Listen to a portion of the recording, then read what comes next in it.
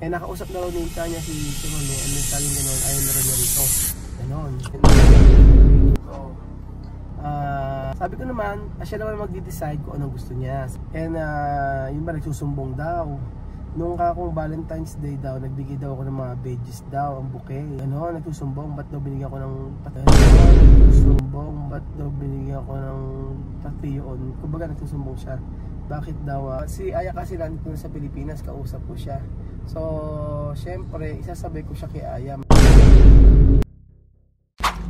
Magandang araw po sa inyong lahat mga amigo. Good morning, good morning Kuya Beljun. Good morning. Magandang araw po sa inyong lahat. Naku, nito na papunta po tayo kila Tia Silsata.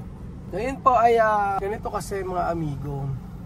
So, marami kong mga friends na nakausap, especially nandiyan kasama si Tanya, Jerry, si Batcha, yan mga nakausap ko regarding po kasi nag-message po sila sa akin kung kumusta raw po ang sitwasyon dito sa Nueva Ecija. So sa akin po sinagot ko lang naman yung mga katanungan nila. At ilan kasi sa mga viewers tsaka ilan po sa mga nag-friends ko na nagsabing gano'n na hayaan na lang na umuwi. So, may yung pamilyang to, marami. Tapos mayroon din nagsabi na abay sayang yung effort mo, sayang naman yung ginastos mo, sayang naman yung isang taon nilang paglalagi dito kung uuwi sila at pagkapatuloy. Iba-iba yung opinion, iba-iba yung iba. So kung sa nanay ko gusto umuwi na lang sila kasi naman gusto ng nanay. Ang iba naman ilaban ko daw. Ang sabing ganun ano daw, hindi daw ba sasayangin yung pagkakataon na mas maganda raw kausapin at mag heart to heart talk po. So sa totoo lang mabigat sa pakiramdam kasi nahati yung aking ipo. Nahati dahil kumbaga sa akin, syempre gusto ko naman mag-stay sila dito, lalo na yung mga bata. Yung iba naman sabi nga na pauwi na daw para daw wala raw problema. Ganun. Iba-iba yung iba-iba may mga sinasabi yung nanay about sa mga bata, may sinasabi yung mga bata about sa nanay. So iba-ibang nila, iba-iba yung saloobin nila. Ang mga bata syempre ayaw nila at okay na nga sila dito So syempre hindi ko naman sa akin kung ako magdidesisyon talaga kung gustong umuwi ng nanay, yung kahit sana magtira, kahit noon lang ako dalawa o isa, at least ako meron tayong mapagpatuloy sa pag-aaral, di ba? Para at least malaman niya yung difference ng nakapagtapos dito at nakapagtapos doon sa Equatorial Guinea. Ganun kasi ang laging sinasabi may sa school daw, may school naman din daw sa Equatorial Guinea, meron din doon sa Pilipinas. Ganun Ang point kasi ng mga bata is ayaw nila na maghirap doon.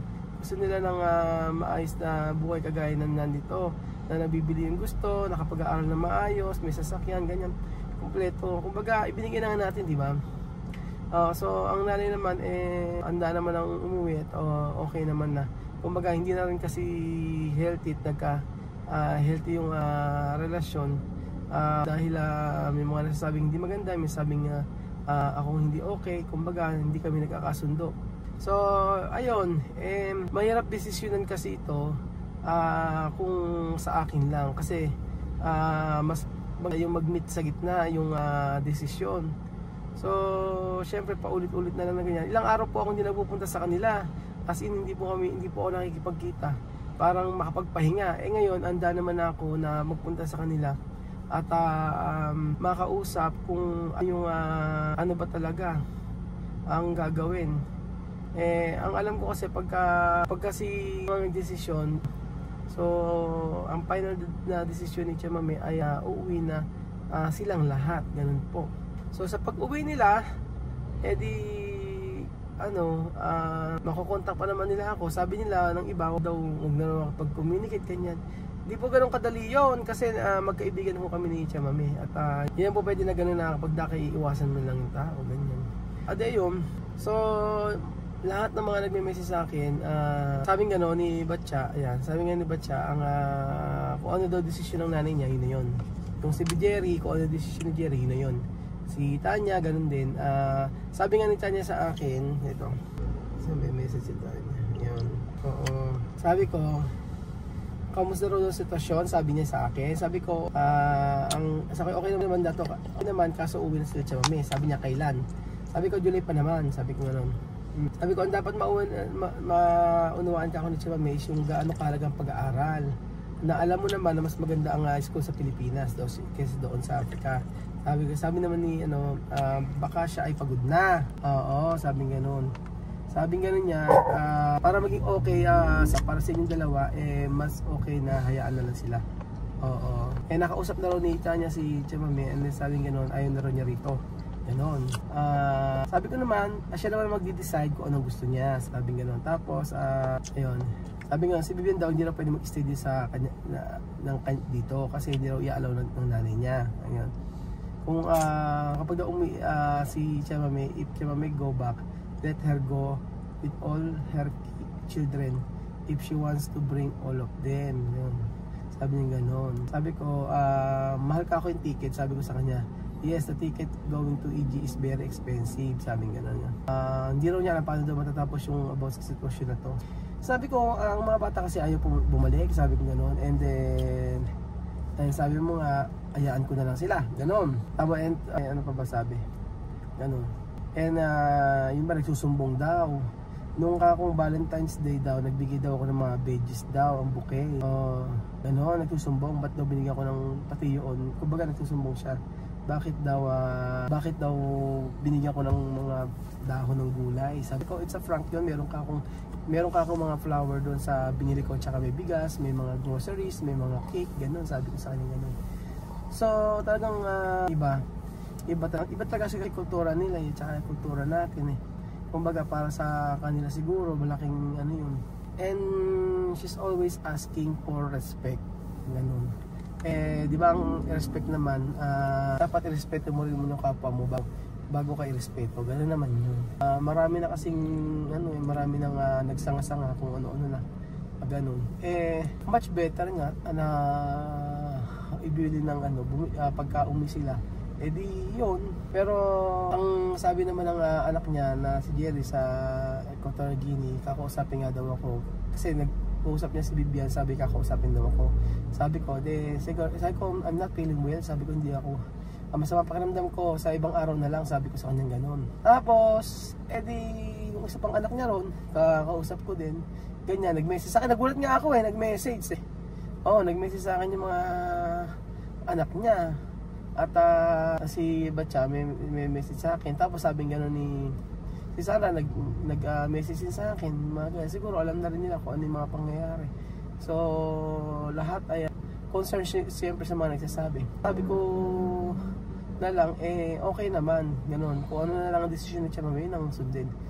So ang gusto ko naman kasi yung magiging komportable sila sa gagawin sa mga desisyon nila. So yun. Ngayon, mag-aano na kami, si Aya kasi nandito na sa Pilipinas, kausap ko siya. So, syempre, isasabay ko siya kay Aya, mas okay, para mas komportable at saka mas okay at sure na makakabalik sila sa Equatorial Guinea. Ganun daw. Ganun, yun.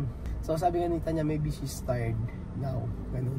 Marami na, si Tilulo, kausap din siya, kinakausap, pinapaliwanagan.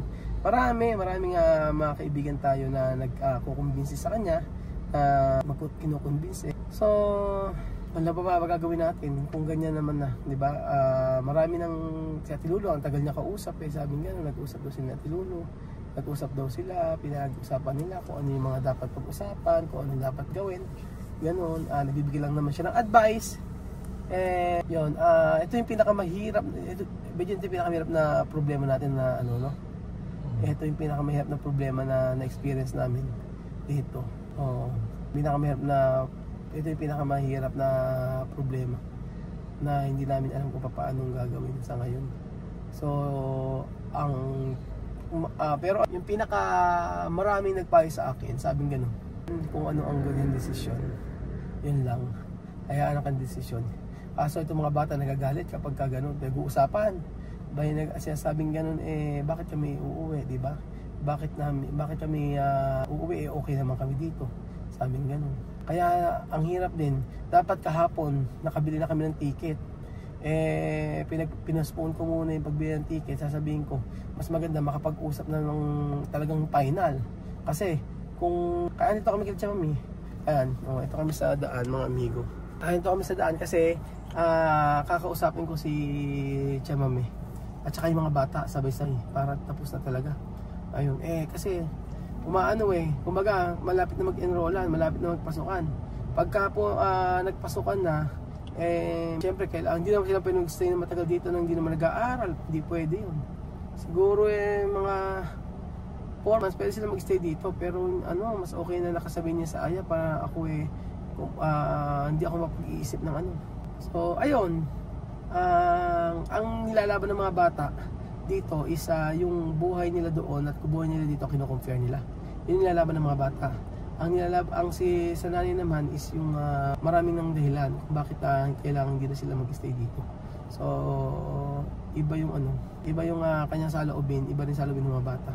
Kaya ganun.